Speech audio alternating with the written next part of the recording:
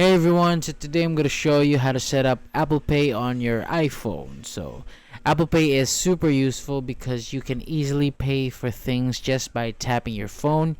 You can even use it in stores, in apps, and even online. Alright, let's get started. So first, open the Wallet app on your iPhone. If you can't find it, just swipe down your home screen and search for Wallet. Once it's open, look at the top right corner and tap the plus icon. Now you'll see the Add to Wallet page. Tap Debit or Credit Card, then tap Continue. Next, hold your card in front of your iPhone's camera.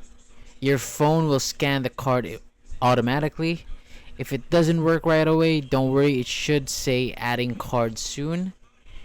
And after that, follow the steps to enter any missing details, and once that's done, your card will be added to your wallet. Now, you might need to do a quick verification, so just follow the instructions on the screen, and once that's done, your card is ready to use. So before you go, there's one more thing to check. Go to your Settings app, scroll down and tap Wallet and Apple Pay. Make sure double click side button is turned on. This makes it super easy to use Apple Pay quickly. To use Apple Pay, just double click the side button, scan your Face ID, and then hold your iPhone near the payment reader. And that's it.